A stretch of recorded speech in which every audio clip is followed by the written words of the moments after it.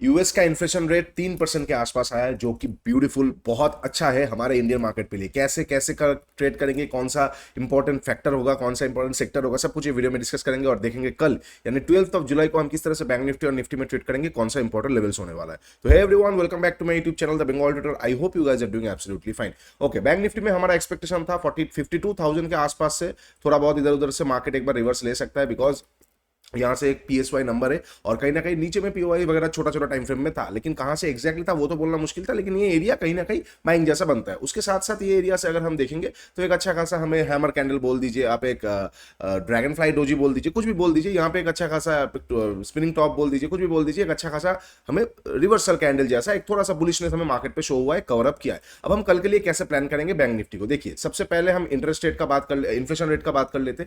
US का inflation rate कितना आया है, 3% के आसपास ईयर ऑन ईयर के राइज में। मतलब लास्ट साल ईयर ऑन ईयर राइज मतलब क्या, इन्फ्लेशन और कोर इन्फ्लेशन में थोड़ा डिफरेंस होता है, ये इन्फ्लेशन की बात कर रहा हूं। मतलब लास्ट ईयर 2023 के जुलाई से लेके ये जुलाई तक 3% ही इन्फ्लेशन बढ़ा है।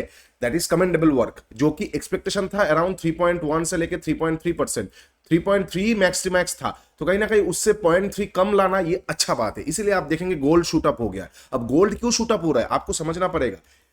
अगर अमेरिका का रेट कट होगा तो वो उनके मार्केट के लिए उतना अच्छा नहीं है, हमारे मार्केट के लिए अच्छा है। Why, let me tell you guys the thing.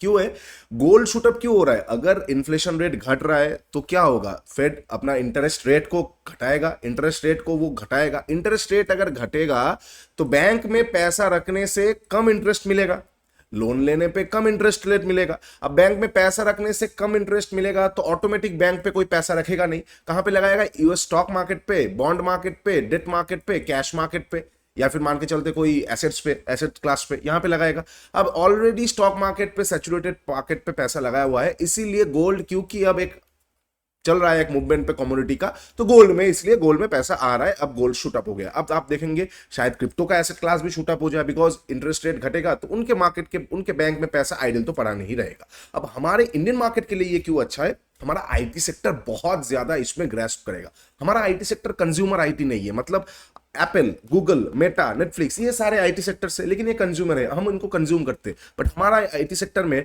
Wipro, TCS, Infosys, Mphasis, ठीक है, ये सारे, बिरला सॉफ्ट, एफएसएल, ये सारे कंज्यूमर आईटी नहीं है, ये सोल्यूशंस आईटी है। मतलब ये सोल्यूशन प्रोवाइड करते हैं किनको, मैक्स टू मैक्स यूएस और यूरोप बेल्ट के सारे कंपनीज को, सारे स्टार्टअप्स को, बैंक्स को, सीआरएम्स को, आप कुछ भी ले लीजिए, आप कोई सॉफ्टवेयर बना के दे दीजिए, ये सब होता है। अब क्योंकि वहां पे इंटरेस्ट रेट घटेगा तो ऑब्वियसली बैंक से लोन लेने में आसानी होगा। अब बैंक से लोन हर एक बिजनेस के लिए जरूरी होता है, वो लेके फिर क्या होता है ना, ये कैश फ्लो का जो कैश क्रंच था आईटी में, वो बहुत ढीला पड़ने वाला है और आईटी बूम होने वाला है। तो मैं बहुत दिन से ही बोल रहा था आईटी सबसे ज्यादा अंडर परफॉर्म्ड है अभी, तो फोकस ऑन आईटी। कुछ भी लार्ज कैप ले लो, मिड कैप ले लो, स्मॉल कैप ले लो, आईटी पे फोकस कीजिए, ठीक है। आईटी कल के लिए एक बहुत इंपॉर्टेंट, कल नहीं बोलूंगा, आने वाले 2-3 महीने के लिए एक बहुत इंपॉर्टेंट सेक्टर होने वाला है, ठीक है। अच्छा, अब हम बैंक निफ्टी में कैसे ट्रेड करेंगे? देखिए बैंक निफ्टी में ट्रेड हम कैसे करेंगे, जिस तरह का न्यूज आया है, अगर गैप अप ओपन हो गया तो थोड़ा मुश्किल हो जाएगा, ऑलरेडी एक मूवमेंट हो चुका हुआ होगा, तो मैं स्टॉक स्पेसिफिक देख लूंगा, इंडेक्स पे और ट्रेड करके मजा नहीं होगा। फिर क्या होगा ना,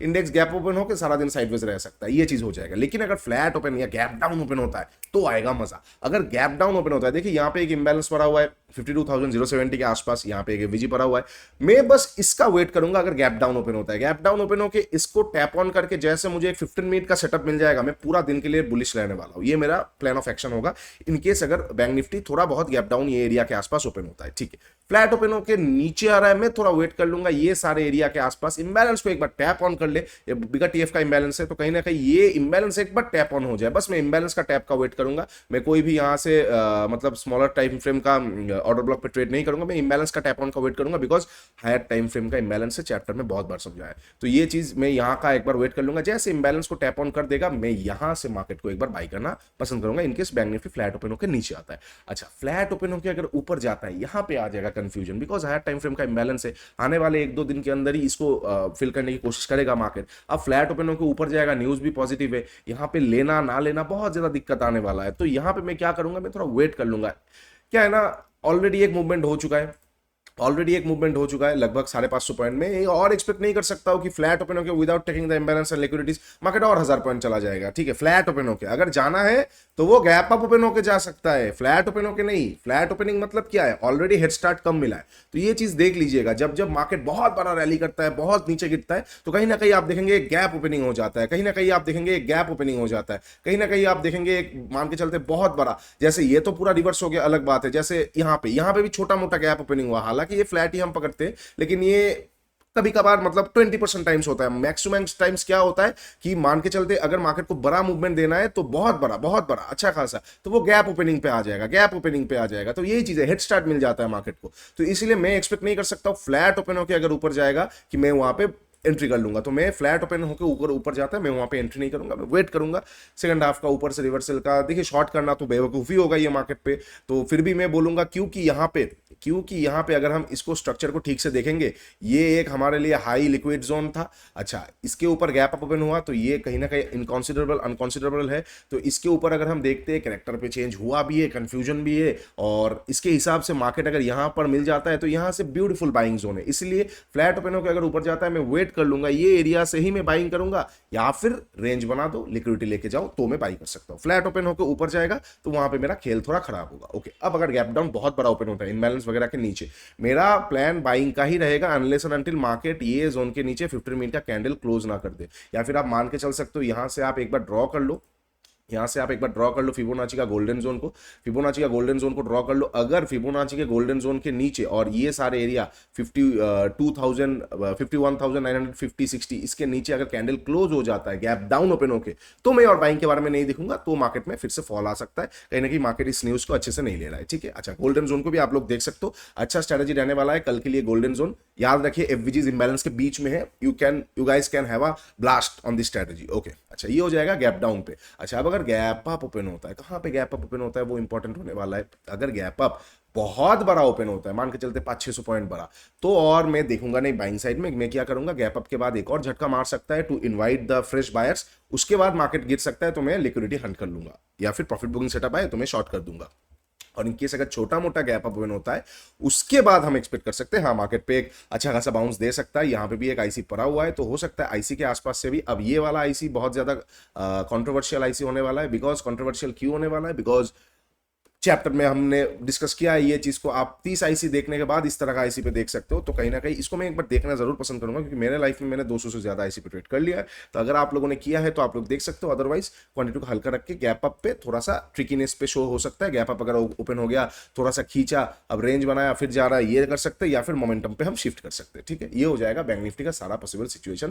अब थोड़ा सा हम निफ्टी देख लेते हैं, निफ्टी में हम कहां से कहां पे मैं कैसे ट्रेड करने वाला हूं। निफ्टी ये ट्रेंड लाइन को फॉलो कर रहा था, ब्यूटीफुली फॉलो किया, उसके बाद यहां से ही अच्छा खासा रिजेक्शन लेके नीचे आया, लेकिन अब लोस को तोड़ नहीं पाया। तो निफ्टी भी कहीं ना कहीं, अब एक और चीज, अगर आईटी में जाना आएगा तो निफ्टी में ज्यादा जाना आएगा as compare to bank Nifty. तो बुलिश ट्रेड निफ्टी ज्यादा पकड़ेगा as compare to bank Nifty. Bank Nifty भी पकड़ेगा इंडीड, लेकिन निफ्टी ज्यादा पकड़ लेगा, तो निफ्टी का ट्रेंड ज्यादा बुलिश हो जाएगा। तो हम कैसे प्लान कर सकते हैं फॉर निफ्टी, अगर निफ्टी के लिए मुझे प्लान करना है डेली टाइम फ्रेम अगर हम देखते तो दो दो दिन कहीं ना कहीं नीचे से रिजेक्शन हमें मिल चुका है। तो कल को अगर मार्केट मान के चलते ये सारे कहीं ना कहीं 24,400 के ऊपर निकलना चालू करता है तो हमें फिर से फ्रेश ऑल टाइम हाई देखने को मिल सकता है, और उसका पूरा जिम्मा जाएगा आईटी सेक्टर पे। तो ये चीज याद रखिएगा। हाँ, अब एक बार ये देख लीजिए, अगर मार्केट पे कल अगर आपको सारा आईटी स्टॉक्स 2-2 2.5% नीचे ओपन होता हुआ दिख रहा है तो मार्केट में कुछ हुआ है, फिर वहां पे पार्टिसिपेट मत कीजिए। लेकिन अगर नॉर्मल जैसे हम सोच रहे ½ % gap up, 1% gap up, 4% gap up, फिर भी हम कर सकते हैं। बिकॉज क्या है ना, 4% गैप अप अगर आप ओपन हो जाएगा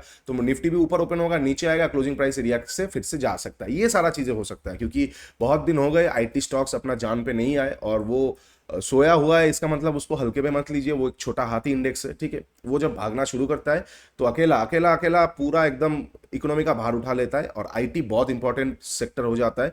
आईटी को बहुत लोग हल्के में लेते हैं। अभी तो आईटी का नाम भी मैं नहीं सुनता हूँ, कोई स्टॉक पे काम नहीं करता है, कोई स्मॉल कैप्स का नाम नहीं आ रहा है आईटी में। लेकिन याद रखिए वो एक ऐसा इकलौता इंडेक्स है जिसके पास इतना पावर है, इतना बाहुबल है कि वो किसी को भी मात दे सकता है, और वो अकेला इंडेक्स पूरा पूरा मार्केट को चला सकता है। याद रखिए ये चीज को, बहुत हेवी वेट इंडेक्स है वो। बैंक निफ्टी तो ठीक है, चलो बैंकिंग सेक्टर ठीक है, लेकिन अगर हम बाकी सबको देखते बैंकिंग अकेला निफ्टी को ड्रैग नहीं कर सकता, लेकिन आईटी अकेला निफ्टी को ड्रैग कर सकता है, इतना पावर रखता है आईटी। और बैंकिंग आप शायद ही देखेंगे 7% 8% हैवीवेट्स पे मूवमेंट हो रहा है, लेकिन आईटी में 10% हैवीवेट्स पे मूवमेंट्स पे हमने देखा है। विप्रो को ही देख लीजिए, 5-6% तो उसका मूड हुआ तो चल गया, बस कुछ नहीं। तो ये बात थोड़ा ध्यान रख दीजिएगा कल के लिए। अच्छा, निफ्टी में कैसे ट्रेड करना है? अगर निफ्टी फ्लैट ओपन होता है, नीचे आता है, कुछ नहीं करना है, यहाँ पे लिक्विडिटी जमा हुआ है, मैं क्या कर लूंगा, इस तरह का एक मुझे स्पाइक चाहिए, मान के चलते नीचे गया और फिर मुझे थोड़ा सा रिजेक्शन मिल गया, उसके ऊपर जैसे निकलेगा मैं बाई कर लूंगा, मतलब स्मूथ ट्रेड हो जाएगा। फिर थोड़ा सा लिक्विडिटी, मतलब जितना भी लिक्विडिटी मान के चलते यहाँ पे जमा हुआ है, लिया लिक्विडिटी लेने के बाद जैसे उसके ऊपर निकलेगा मैं वहां पे बाई कर सकता हूं, इनकेस अगर फ्लैट ओपन होकर नीचे आता है। अच्छा, शॉर्ट कब होगा?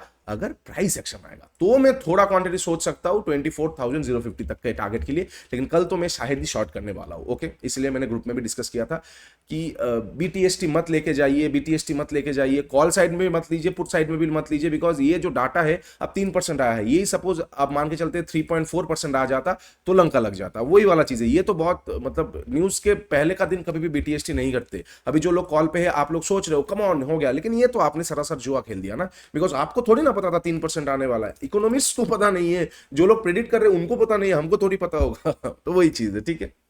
अच्छा, फ्लैट ओपन के नीचे का हो गया। अगर ऊपर का हम देखते हैं तो ये जो एरिया है लगभग 24,400 के आसपास, अगर यहां से थोड़ा सा प्राइस एक्शन आ गया, स्मूथली बाई किया जा सकता है। डायरेक्ट तोड़ेगा तो वहां पे थोड़ा दिक्कत आएगा। देखिए वॉल्यूम कम है, कल को वॉल्यूम ज्यादा जनरेट हो सकता है, तो हो सकता है एक अच्छा खासा कैंडल आ गया, इस तरह का एक कैंडल तोड़ दिया फ्लैट ओपन होके, तो मैं क्या करूंगा, मैं थोड़ा सा वेट कर लूंगा, थोड़ा सा प्राइस एक्शन, इतू सा प्राइस एक्शन आ जाएगा मैं बाई कर सकता हूं, या फिर ये कैंडल के बीच में कहीं ना कहीं तो लोअर टाइम फ्रेम में कुछ ना कुछ मुझे ब्रेकआउट स्ट्रक्चर वगैरह मिलेगा, वहां से मैं बाई कर सकता हूं, एफवीजीएस मिलेगा वहां से मैं बाई कर सकता हूं। अदरवाइज मैं क्या करूंगा, अदरवाइज मैं थोड़ा सा वेट कर लूंगा, मार्केट को जाने देंगे, ऊपर जाने देंगे, फिर नीचे के आसपास लिक्विडिटी आसपास अगर आता है वहां से मैं टेक आउट कर सकता हूं, अगर फ्लैट ओपन होकर इस तरह का बड़ा बड़ा कैंडल बना के जाता है, ठीक है। अच्छा, इनकेस अगर मैं ऐसा भी कर सकता हूं, पुट को शॉर्ट कर सकता हूं सुबह सुबह, अगर मुझे कोई अच्छा खासा अपॉर्चुनिटी मिल जाता है तो ये बहुत अच्छा होने वाला है। ओके, अच्छा, इनकेस अगर फ्लैट ओपन होकर ऊपर, फ्लैट का डिस्कस कर लिया, गैप अप और गैप डाउन ओपन होता है, गैप डाउन अगर ये सारे जोन के, ये भी नहीं बोलूंगा, मान के चलते इस तरह का एक ट्रेंड लाइन जो है, इसके नीचे अगर गैप डाउन,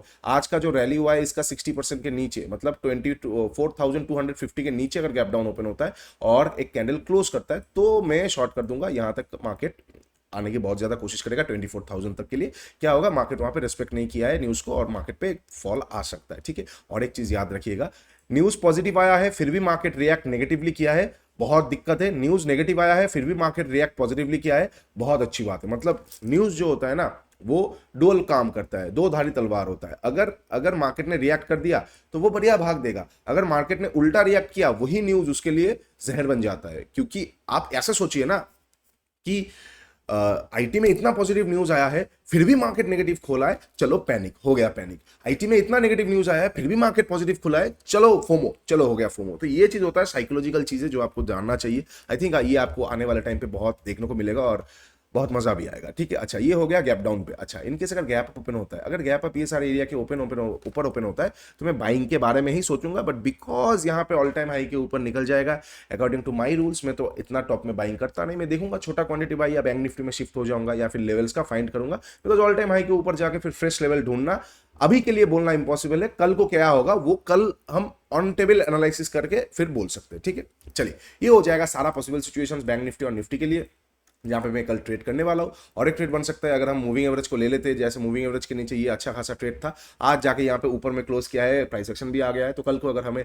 मूविंग एवरेज के आसपास से इसको थोड़ा सा सपोर्ट लेता हुआ देखने को मिल रहा है तो मैं एक बार फिर से ट्रेड कर सकता हूँ, या फिर ऊपर में प्राइस एक्शन इस तरह का दिख गया तो जैसे हमने डिस्कस किया था एक बैलेंस से मैं देखूंगा, और अगर वो हो नहीं रहा है तो कुछ क्वांटिटी डिप्लॉय कर दूंगा ताकि फोमो का चीज ना हो और कुछ एकदम मिस ना हो जाए, ठीक है। अच्छा, ये हो जाएगा सारा पॉसिबल लेवल्स कल के लिए, तो इसके बाहर का कुछ आएगा आई एम नॉट इंटरेस्टेड। चलिए, वीडियो को यहाँ पे खत्म करेंगे। वीडियो अच्छा लगा तो डू लाइक सब्सक्राइब, नीचे इंस्टाग्राम और टेलीग्राम का लिंक दिया हुआ है, जाके एक बार जरूर चेकआउट कीजिए।